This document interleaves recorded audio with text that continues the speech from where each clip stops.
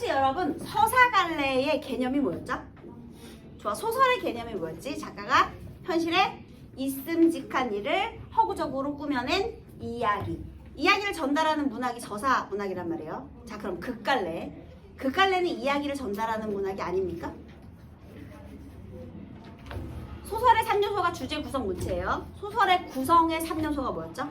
인물 사건 배경이었죠. 자, 그럼 극갈래에는 인물 사건 배경이 없나요? 아니요. 오히려 극갈래에는 인물 사건 배경을 통한 갈등이 더 많이 부각이 돼요. 다시 서사갈래와 극갈래의 공통점부터 출발해 볼게요.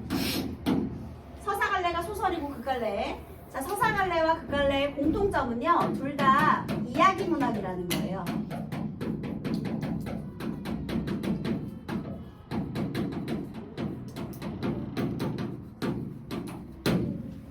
인물 사건 배경을 통해서요, 갈등을 형상화하는 문학. 우리 사회의 갈등을 드러내는 것이 서사갈래와 극갈래의 공통점이에요. 그래서요, 우리 극갈래의 내적 구성 요소. 여기 소설의 구성의 3요소가 인물 사건 배경이잖아요. 그런데 얘도 구성 요소가 있거든요. 그런데 얘는 내적인 구성 요소, 이야기의 구성 요소는 바로 인물 사건 배경이 돼요. 똑같아요. 그런데 원래 소설에서는 구성 단계가 어떻죠? 발단, 전개, 위기, 절정, 결말이잖아요. 근데 우리가 연극이든 영화든 보는데 절정이 너무 뒤에 있으면 지루하잖아. 그래서 극갈래는요, 발단, 전개는 꼭 필요해요. 발단, 전개는 해야 돼. 발단, 전개, 그 다음 위기, 절정이 같이 오는 거예요. 발단, 전개, 절정, 그 다음 하강, 마지막엔 대단원의 막을 내리는 것으로. 좀 빨리 오죠. 발단, 전개, 절정, 하강, 대단원 이런 식으로 구성이 되어 있어요. 그래서 어쨌든 갈등을 잘 형상화하는 문학이다라는 점은 둘의 공통점입니다. 그런데 차이점이 있어요. 자, 이 이야기의 내용을 서사갈래는 누가 전달해 주나요? 서술자가 전달하지, 그치? 그래서 다시 이 갈등을요, 서술자가 전달해요. 서술자가 작품 속에 있으면 1인칭 시점이 되고요. 밖에 있으면 3인칭 시점이 되고요. 직접적으로도 전달할 수 있고 간접적으로도 전달할 수 있어요, 여러분. 직접적으로 전달하는 건 요약적으로 설명하는 거고요. 서술자가 간접적으로 전달하는 건 인물의 행동이나 대사 이런 거 드러내면 돼요. 행동 묘사를 통해서 간접적으로도 전달할 수 있어. 심리 상태. 직접 제시, 간접 제시 다 돼. 서술자가 이 사건, 인물의 심리 이런 것들을 직접, 간접적으로 다 전달할 수 있어요. 근데 중요한 건 이 극갈래는 서술자가 없어요. 그럼 누가 전달해주죠? 어떡하지? 서술자가 없는데 누가 전달하지? 그래서 누가 전달해주는 게 아니라 이 인물들이 직접 나와서 보여주는 거예요. 서술자가 없기 때문에 등장인물의 대사와 행동으로 보여주는 거예요.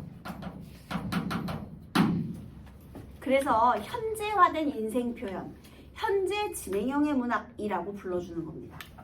그래서 얘를 다른 말로 하면 현재화된 인생 표현, 현재 진행형의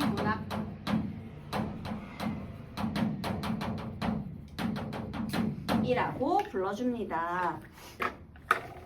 그래서 이거를 전달하기 위해서요, 외적인 구성 요소가 또 필요해졌어요.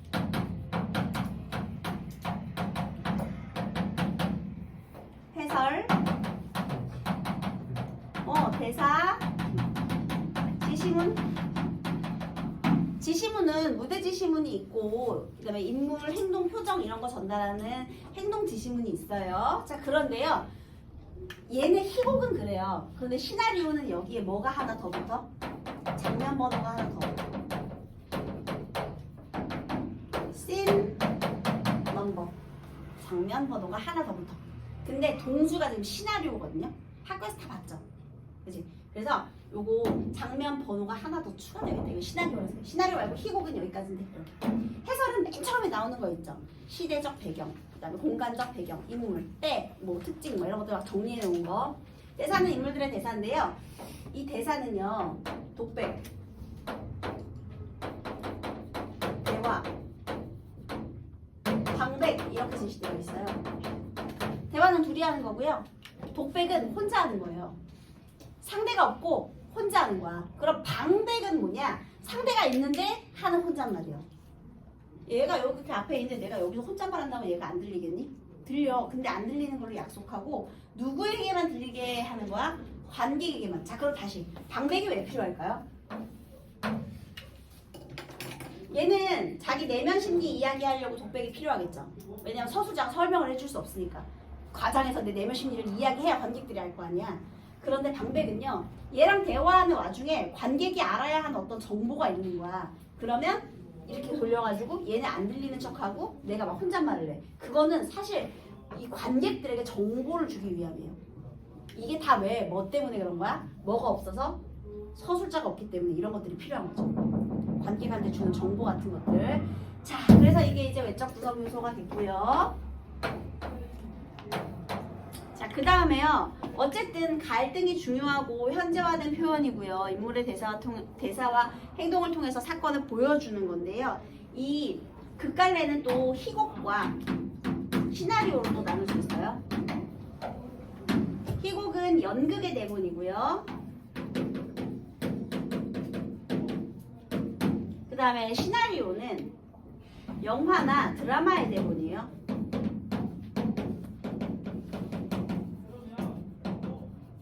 그래서 얘는 무대 상연을 목적으로 하고 얘는 영화 상영을 목적으로 합니다.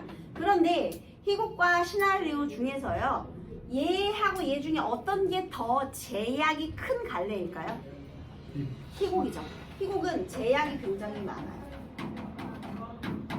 어떤 제약이 있냐면요, 일단 시간적 제약, 그 다음에 공간적 제약, 그리고 무대에 등장할 수 있는 등장인물 수의 제약. 선생님 제작비 제약도 있지 않아요? 아, 없어. 조금만 좀 그냥 제작비는 그 맞게 하면 돼. 이거 3개 기억해 두세요. 그런데 시나리오는 어때? 우리 CG가 뭐죠, 여러분? 그래서 이게 사라지는 거야. 특수한 촬영 기법 때문에. 촬영과 편집. 그래서요, 얘는요, 제약이 상대적으로 굉장히 적어요. 왜냐하면 특수 촬영 기법과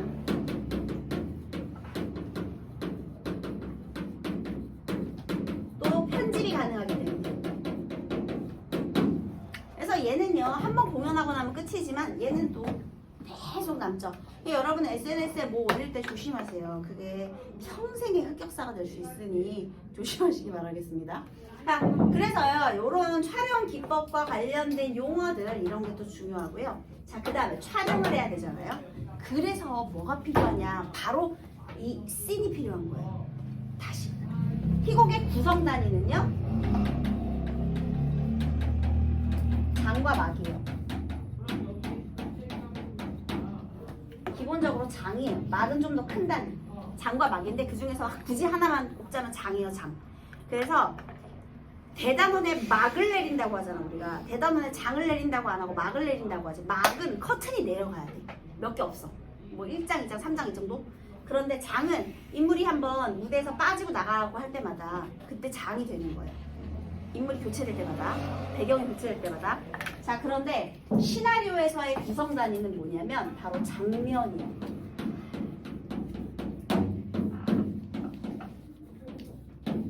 씬이 장면이 되는 거 왠지 아세요?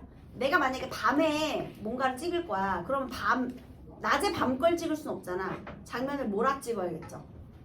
그 다음에 내가 어떤 커피숍을 하나 빌렸어. 그런데 그 커피숍에서 두 사람이 이제 만남부터 시작이야. 그런데 나중에 그 커피숍에서 또 헤어질 거야. 그러면 만나는 장면도 찍고 헤어진 장면도 찍는 거야. 옷 갈아입은 다음에. 왜냐면 거길 또 빌릴 수 없어서. 이해되셨어요? 해외에 가서 찍어온 장면이 있어. 그러면 그 해외 무대가 배경이 되는 모든 장면을 몰아서 다 찍고 와야 돼요. 그래서 장면이 필요한 거야. 그러면 이 장면은 무엇으로 구성되어 있겠니? 동일한 시공간적 배경으로 구성이 되어 있겠죠. 그래서 얘를 몰아서 찍는 거야. 배우들이 얼마나 어려운지 아세요? 배우들이 내가 이제 만난 지 얼마 안 됐잖아. 근데 첫 장면이 애정씬이야. 아직 이 사람의 상대 배우로 오늘 처음 봤어. 그런데 첫 촬영하는 장면이 애정씬이야. 그럼 막 사랑하는 감정을 연기해야 돼. 처음 본 사람인데. 그런 다음 그 두 번째 장면은 이제 이별씬이야. 따기 때리고 쥐어 뜯고 눈물 흘리고 이걸 해야 돼. 처음 만난 사람인데. 방금 전까지 막 사랑한다고 했다가 그 다음부터는 막 원수가 돼가지고 물어 뜯어야 돼. 그런 중간 서사가 다 생략돼 있어. 그러니까 어렵지. 심지어 그 있잖아요. 아침에는 얼굴이 붓잖아요.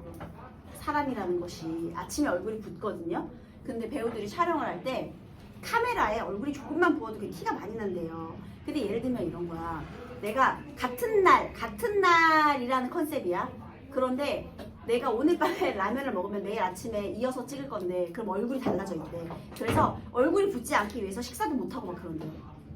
이게 갑자기 같은 날인데 분명히 아침에 괜찮은데 점심 때 얼굴이 부어서 나타나면 안 되잖아. 화면이 좀 이상하잖아. 그래서 심지어는 그런 것도 조절한대요. 너무 극한 직업이지? 그래서 힘들긴 한가 봐요. 어쨌든 이렇게 있더라. 그래서 오늘은 이 시나리오 이거 동주 이어서 수업해 보도록 하겠습니다. 이것도 꼭 기억하세요, 여러분. 혹시 영화 동주 보셨나요? 화면에서 가장 기억에 남는 특징이 뭐예요? 그렇지. 그래서 얘는요, 흑백 영화의 효과가 무조건 나옵니다. 자, 적어볼게요. 동주 시나리오예요. 얘는 특히 흑백 영화인데요. 왜 흑백 영화를 하였느냐 효과를 볼게요. 얘들아, 뒤에가 아무리 화려한 거리가 있어도 흑백 영화를 하면 배경이 잘 보여, 안 보여? 안 보여. 그러면 무엇에 초점이 가느냐면 인물에 초점이 가는 거야. 흑백 영화니까. 배경이 잘 안 보이거든요.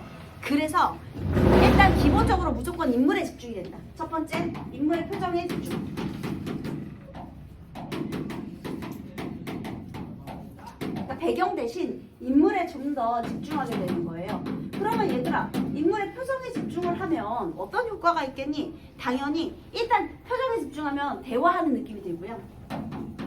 얘랑 대화하는 느낌, 얼굴이 잘 보이니까 가까이서 대화하는 것 같은 느낌이 들고 심리를 조금 더 잘 파악하게 되겠죠. 얼굴 표정이 더 잘 보이니까요. 그래서 심리 상태가 강조되고요. 그 다음에 만약에 그 얼굴이 이렇게 두 개가 다 같이 클로즈업 되잖아요. 그러면 흑백이니까 선하게 되니까 더욱더 강조돼요. 그리고 또 하나는요, 여기에 아무래도 윤동주다 보니까요, 윤동주의 시가 내레이션으로 나오거든요. 그러면 흑백이니까 우리가 눈을 둘 곳이 그렇게 많지 않잖아? 그러면 또 그 시에 더 집중할 수 있게 해요. 아무래도 컬러풀한 것보다는, 그지? 들리는 목소리에 더 집중할 수 있게 되겠죠? 화면이 깜깜하니까. 그래서 시에 더욱 집중할 수 있게 하는 거예요. 별에는 밤 이렇게 윤동주의 내레이션 같은 것들이 중간에 나올 거거든요. 그래서 중요한 것은 이 배경이나 이런 시선의 분산 이런 게 아니라 화려한 볼거리 이런 게 아니라 내면 심리라든지 그 다음에 이 인물의 표정이라든지 이런 것들을 더욱더 집중하게 만들어주는 효과가 있습니다.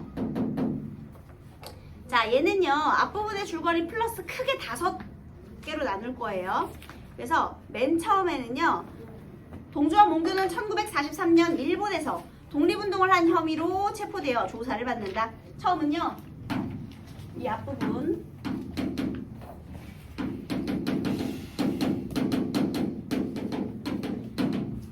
여기는 어디에서 나오느냐면 후쿠오카 형무소예요. 일본 형무소. 잡혀갔어. 독립을 얼마 앞두고. 특고경찰, 특고라는 건 특별 고등경찰이거든요. 여기 사상범 잡는 거야. 그러니까 독립운동가 잡는 경찰인 거예요. 특고경찰 세무하세요. 특고경찰은 동주에게 몽규와의 관계를 물으며 죄를 추궁하고 동주는 형무소에 갇혀 지난 시절을 회상한다. 그래서요, 이 육고소에서요 어떻게 되는 거냐면 경찰의 취조 과정에서 동주가 회상을 하게 되는 거예요. 얘들아, 무슨 구성? 서사적 구성? 아니요. 역순행적 구성이죠. 그래서 회상하는 구성이 되어 있어요. 잡혀간 다음에 그래 하면서 이제 쭉 과거로 돌아가는 거. 그래서 여기에 과거, 현재를 왔다리 갔다리 하거든요. 그래서 과거와 현재가 왔다리 갔다리 되기 때문에 요거 순서대로 다시 재배열하는 거 너무 중요합니다. 원래 역수변적 구성에서는 이거를 시간 순서대로 다시 엮는 게 되게 중요한 거예요. 뭐가 먼저인지 사건의 선후관계에 꼭 반드시 파악하면서 읽으셔야 돼요. 그 다음에요. 동주와 몽규는 만주 명동초에서 태어나고 자란 동갑내기 사촌지간이다. 동갑 사촌이에요. 그러니까 친구이면서도 이제 가족인 거죠. 만주에서 태어났어요. 동주는 정지훈과 백석의 시를 읽으며 시인을 꿈꾸고 몽규는 신춘문예에 꽁트가 당선되어 마을 어른들의 자랑이 된다. 먼저 당선된 건 몽규예요.